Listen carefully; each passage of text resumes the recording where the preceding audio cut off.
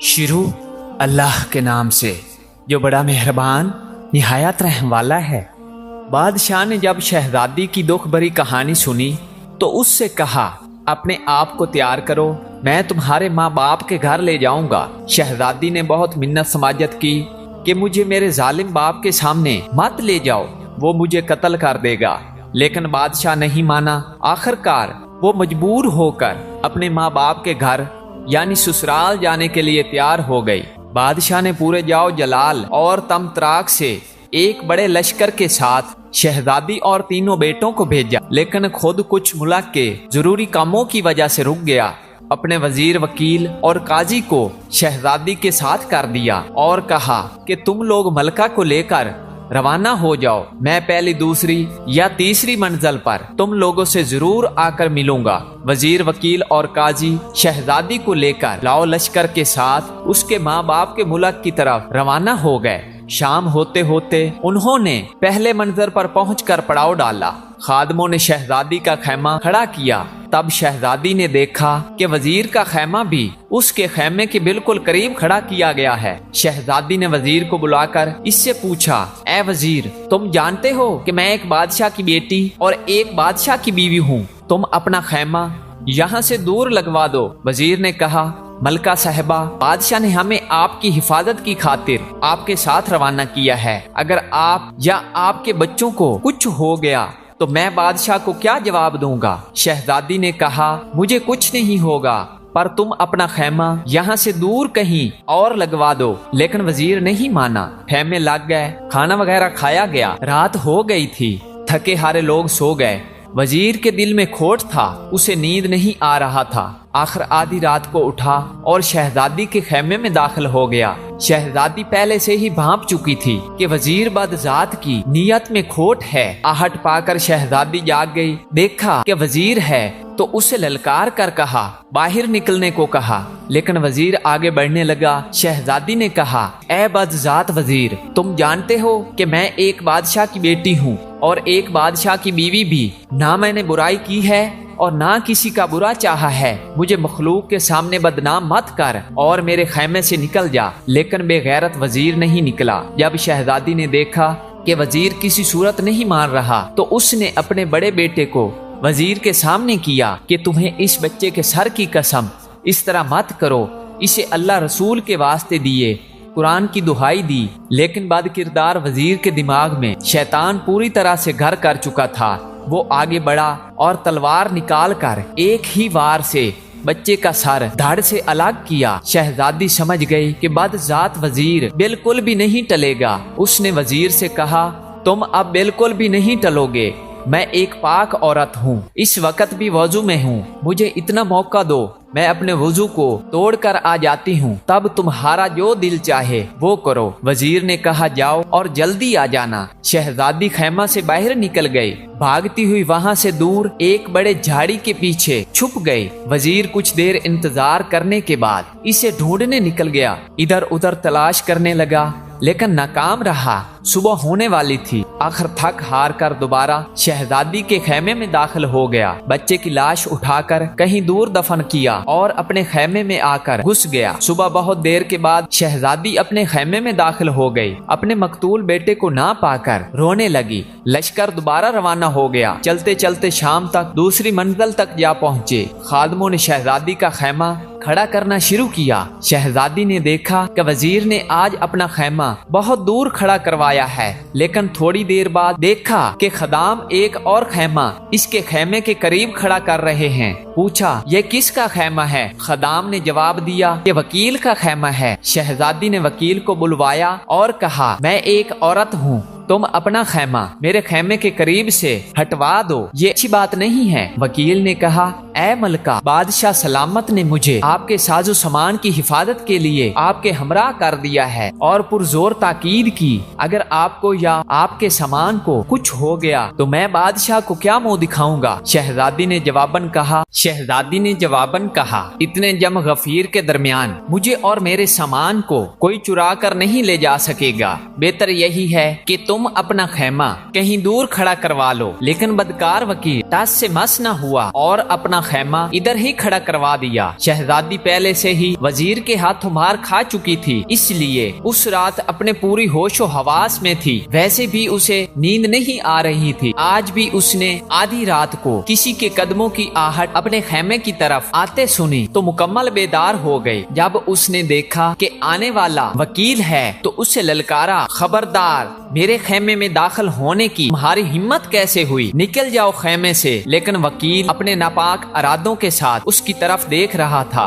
शहजादी ने दोबारा इसे कहा, तुम जानते हो कि मैं एक बादशाह की बेटी हूँ और एक बादशाह की बीवी हूँ, एक पाक दामन औरत हूँ, इसलिए मेरा पीछा छोड़ और अपने अंजाम की फिक्र कर। लेकिन बदकार वकील कहाँ टलने वाला था। वो आहिस्ता आहिस्ता इसकी तरफ बढ़ने लगा। शहजादी समझ गई कि ये बदजात भी नहीं टलने वाला। उसने अपने दूसरे बेटे को इसके सामने किया और उसे दुहाई दी, इस मासूम के सर की कसम, मेरा पीछा छोड़ और निकल जा यहाँ से। लेकिन वकील ने भी तलवार से वार करके उसके दूसरे बेटे का सर तन से जुदा कर दिया। शहजादी ने बेचारगी से कहा, अगर तुम अपने नापाक इरादे से नहीं टलने वाला तो मुझे मौका दे, क्योंकि मैं पाक और साफ और वजू से हूँ। मुझे कुछ वक़्त दे ताकि मैं खुद को नापाक कर दूं, इसके बाद जो तुम्हारा दिल चाहे करो। वकील ने इसे जाने दिया। शहजादी खैमे से निकल गई। आज भी शहजादी में जितनी हिम्मत थी निकल भागी और जहाँ तक उसके कदमों ने साथ दिया भागी और आखिरकार थक हार कर एक बड़े झाड़ी के पीछे जाकर छुप गई। वकील ने जब देखा कि शहजादी अभी तक नहीं आई तो उसके पीछे निकल पड़ा। इधर उधर भाग दौड़ कर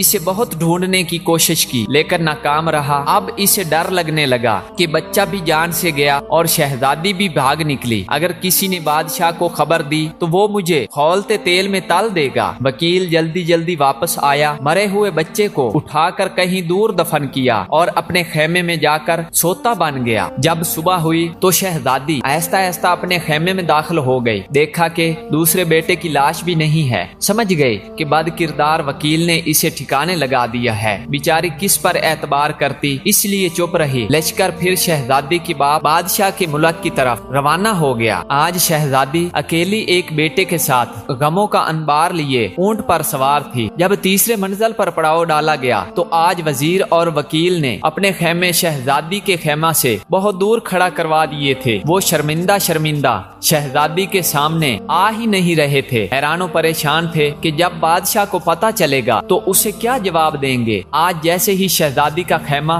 खड़ा कर दिया गया तो देखा कि काजी साहब अपना खेमा इसके खेमे के सामने खड़ा करवा रहा है। शहजादी ने इसे भी समझाने की कोशिश की, लेकिन काजी बदजात भी टलने वालों में से नहीं था।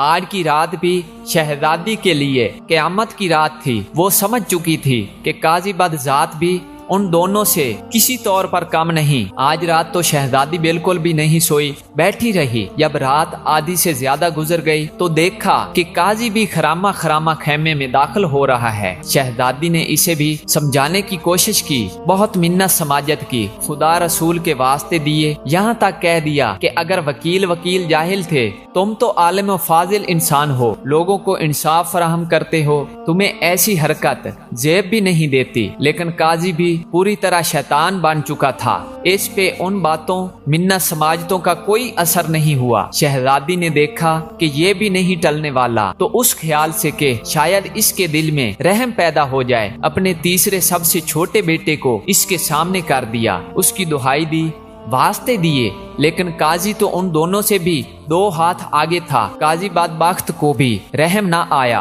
और मासूम बच्चे का सर कलम कर दिया। शहजादी ने इसे भी यही कहा कि मैं पाक और साफ हूँ, वजू से हूँ, मुझे मौका दो ताकि अपना वजू तोड़ दूं, इसके बाद जो तुम चाहो करो। काजी ने भी इसे जाने दिया। जैसे ही शहजादी बाहर निकली, जिधर मुंह उठा भाग निकली। भागते भागते अचानक उसने देखा कि आगे एक बहुत बड़ा दरिया बह रहा था। उसके दिल में धुआं भर गया। अपने मासूम बच्चे याद आए। उसका दिल खून के आंसू रो रहा था और वो सोच रही थी कि अगर बादशाह ने पूछा कि बच्चे किधर हैं तो मैं उसे क्या जवाब दूंगी। उससे बेहतर है कि खुद को इस दरिया के हवाले कर दूं। ये फैसला करके उसने दरिया में छलांग लगा दी। पुरशोर दरिया इसे चक्कर देकर कहीं का कहीं पहुंचा के दूसरी तरफ निकाल ले गया। दूसरी तरफ 6 फकीर जो के भाई थे अपने कपड़े दरिया पर धोने के लिए लाए थे। जब देखा कि दरिया में कोई औरत बहती हुई आ रही है तो पकड़कर बाहर निकाल लाए। अब शहजादी के पैरों तले से जमीन निकल गई। उसके होशो हवास जवाब दे गए कि कहां वो 3 बदजात व बद किरदार के उनसे अपनी इज्जत बचाकर भाग निकली तो इन 6 नंग धड़ंग फकीरों के हत्थे चढ़ गई। फकीरों में से हर एक यही कह रहा था कि ये मेरी है। आखिर सुलह यही ठहरी कि इसे बाप के पास ले जाएंगे, वो जिसका कहे ये औरत उसी की है। वो शहजादी को अपने बाप के पास ले गए। उनका बाप एक अक्लमंद इंसान था, देखते ही समझ गया ये किसी शहनशाह घराने की औरत है, मेरा कोई भी बेटा इसके लायक नहीं। इस वजह से उसने अपने बेटों को समझाया, ऐ मेरे बेटो, तुम 6 भाई हो, तुम्हारी कोई बहन नहीं है, इसे अपनी बहन बना लो। तुम 6 भाई और 7वीं तुम्हारी ये बहन, इसकी खूब निगहदाश्त करो, इसकी बरकत से तुम सब सुरखरू रहोगे। बाप के फैसले से फकीर बहुत खुश हो गए और अपने से बढ़कर शहजादी का ख्याल रखने लगे। इनको छोड़ जब बादशाह चौथे दिन आकर लश्कर से मिला तो देखा वजीर, वकील और काजी इससे कतरा रहे थे। उसके सामने शर्मसार से थे। पूछा, मेरी बीवी बच्चे कहाँ हैं? तीनों ने यक जबान होकर कहा, मलका तो एक डायन थी, तीनों बच्चों को खाकर खुद भाग निकली। बादशाह हैरानो परेशान हो गया कि ये क्या बात हो गई। वो इन तीनों पर शक में पड़ गया, लेकिन कहा कि बाद में देखते हैं, अभी जिस तरफ जा रहे हैं वहाँ जाके फैसला करेंगे कि आगे क्या करना है। बादशाह अपने दिल में यही सोच रहा था कि जाके अपने जालिम ससुर बादशाह को देखूं और इससे पूछूं कि इसे क्यों बेटियों से इतनी नफरत है। उसके जुल्म और सितम की वजह से इसकी बेटी डायन बन गई और अपने बच्चों तक को खा गई। चलते चलते उन्होंने एक बड़े दरिया को पुल के जरिए पार किया और अपनी मंजिल की तरफ रवाना हो गए। इधर शहजादी फकीरों की बहन बनकर रहने लगी। इसे इधर उधर से सुनगिन मिल गई और समझ गई कि अपने बादशाह के मुल्क में पहुंच गई है। इसे पता था कि इसके बाप को किस्सा सुनने का बहुत शौक है। उसने अपने फकीर भाइयों से कहा कि जाके बादशाह को बता दो कि हमारी बहन एक किस्सा गो है, क्या वो इसे शाही किस्सा गो के तौर पर मुलाजमत देगा या नहीं। फकीरों ने बादशाह के दरबार तक रसाई हासिल करके इसको ये गोश गुजार दिया कि हमारी एक बहन है जो बहुत अच्छी किस्सा गो है, अगर इसे पसंद हो तो इसे किस्सा सुनाने के लिए लेकर आएं। बादशाह ने इन्हें इजाजत दे दी और कहा कि अगर इसके किस्से पसंद आए इसे शाही किस्सा गो रख देगी। शाम को फकीर शहजादी को लेकर बादशाह के दरबार में हाजिर हुए। शहजादी नकाम में थी और दरमियान में भी पर्दा हायल था। उसने बादशाह के लिए एक किस्सा सुनाया जो बादशाह को बहुत पसंद आया। उसने खुश होकर फकीरों को बहुत सा इनामो इकराम दिया। फकीर इनामो इकराम लेकर बहन के हमरा वापस घर आए। वो पहले ही भीख मांगने से बेजार थे, इसलिए बहुत खुश हुए। शहजादी हर रात आकर बादशाह को एक नया किस्सा सुनाती। बादशाह से दाद और इनामो इकराम पाकर वापसी अपने फकीर भाइयों के साथ घर लौट आती। फकीरों की जान भी भीख मांगने से छूट गई। एक रात जब वो आई तो देखा कि आज तो उसका शौहर, बादशाह, वजीर, वकील, काजी वगैरह इसके बाप बादशाह के साथ बैठे हुए हैं। शहजादी ने सोचा आज तो किस्सा मजा करेगा। शहजादी आज भी हर रोज की तरह नकाम में थी। पर्दे के दूसरे तरफ अपनी जगह पर बैठ गई और अपने बाप बादशाह से कहा, बादशाह सलामत, आज मैं एक बहुत खास दास्तान सुनाने वाली हूँ। अगर किसी को कोई हाजत दरपेश है तो अभी से उठकर रफा हाजत पूरी करे। दास्तान के दरमियान किसी को उठने की इजाजत नहीं है। अगर कोई उठ गया तो मैं दास्तान सुनाना बंद कर दूंगी और आइंदा के लिए भी कोई दास्तान सुनाने नहीं आऊंगी। बादशाह ने सबको हुक्म दिया। सब ने इकरार किया कि वो दास्तान के दरमियान नहीं उठेंगे। शहजादी ने दास्तान सुनाना शुरू की। एक जालिम बादशाह था, उसे अपने घर में बेटी की पैदाइश पसंद नहीं थी। जब उसके घर में लड़की पैदा होती तो वो अपने बीवी को इसे मारने का हुक्म देता। इसकी बीवी ने दाई के जरिए अपनी बेटी को बचाकर उसकी परवरिश की। एक दिन उस लड़की पर बादशाह की नजर पड़ी जो अब जवान हो गई थी। इस बूढ़ी दाई के घर अपने लिए रिश्ता भेजा, लेकिन दाई ने तस्लीम नहीं किया। बादशाह ने इस पर जुल्म और सितम ढाए। तब दाई ने बताया कि वो लड़की इसी बादशाह की बेटी है। बादशाह हैरान हुआ कि ये तो मेरा किस्सा है जो ये खातून सुना रही है। बादशाह ने बहुत से हीरे जवाहरात शहजादी की तरफ फेंक कर कहा कि देखना, दास्तान को बंद मत करना। शहजादी ने हीरे जवाहरात फकीरों की तरफ फेंक दिए जो इसे पाकर बहुत खुश हुए।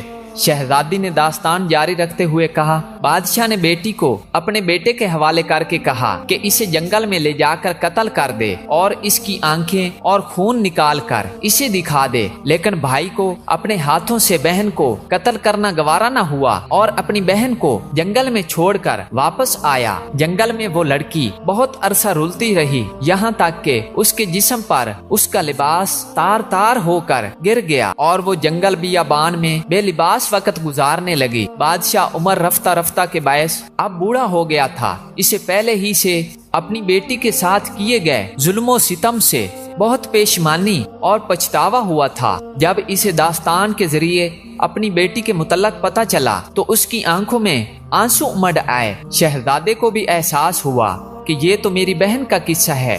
उसने बेचैन होकर कुछ और हीरे जवाहिरात शहजादी की तरफ फेंक दिए और कहा कि दास्तान जारी रखना, रोकना मत। फकीर भाइयों के तो इतने इनामात देखकर बांछें खिल उठी। शहजादी ने कहा, एक दिन एक बादशाह का गुजर उसी जंगल से हुआ।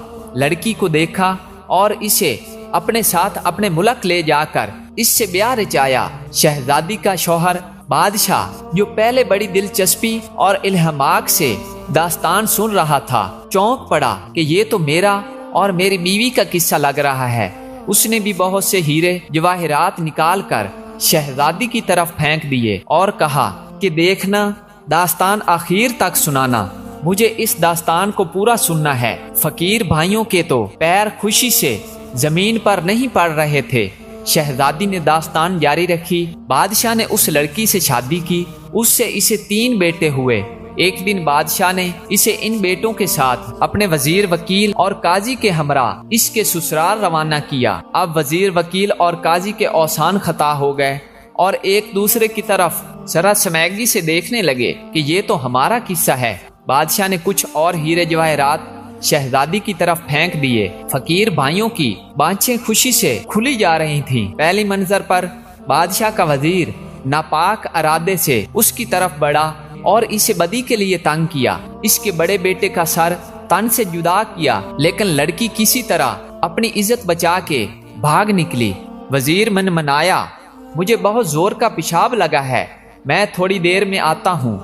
बादशाह ने इसे डांट दिया, खामोशी से बैठ बदजात कहीं के, इस वक्त तुम्हें क्यों पेशाब आ रहा है। वजीर चुप करके बैठ गया। दूसरे मंजिल पर इसी तरह वकील भी अपने नापाक इरादों के साथ लड़की को बदी के लिए तंग किया और अपने नापाक अजायम पूरा करने के लिए इसके दूसरे बेटे का सर तन से जुदा करने से भी बाज न आया। पर पाक दामन लड़की ने यहाँ भी अपनी इज्जत बचाई और भागकर कहीं छुप गई। अब वकील बुकलाया, बादशाह सलामत, मुझे जोर की हाजत पेश आई है, बस मैं यूं गया और यूं आया।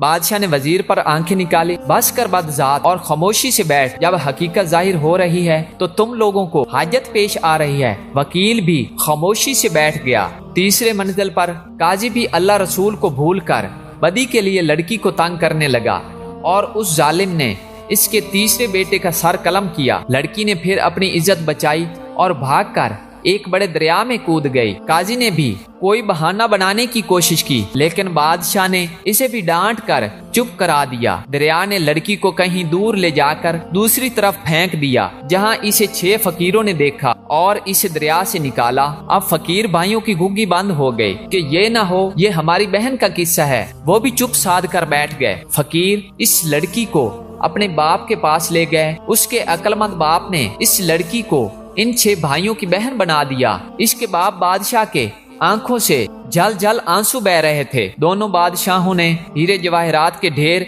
इनके सामने लगा दिए कि खुदारा दास्तान को जारी रखो। लड़की को किसी तरह पता चला कि ये उसके बाप बादशाह का मुल्क है। उसे पता था कि इसके बाप को दास्तान सुनने का बहुत शौक है। उसने अपने भाइयों के जरिए बादशाह को कहलवा भेजा कि अगर इसे मंजूर हो तो आके इसे दास्तान सुनाए। यहाँ पहुंचकर उसके बाप बादशाह का दिल चूर चूर हो गया। वो एक फरियाद मारकर उठ खड़ा हो गया। शहजादी ने भी अपने चेहरे से नकाब उठा दी तो उसके शौहर बादशाह ने भी शहजादी को पहचान लिया। बाप बेटी को और शौहर बीवी को बेतरह खुश हो गए। दोनों ने वजीर, वकील और काजी को पकड़ा। इनसे कहा कि बोल कैसी सजा चाहिए। 4 चढ़ी चाहिक या चार बटोर, ये बराबरी जबान में दो सख्त सजाओं के नाम हैं। उन्होंने कहा कि चार बटोर। बादशाह ने 12 घोड़े मंगवाए, हर एक के हाथ पैर 4 घोड़ों से 4 अतराफ में बांध कर इन्हें 4 मुखालिफ सिमत में दौड़ा दिया, जिनसे इनके जिस्म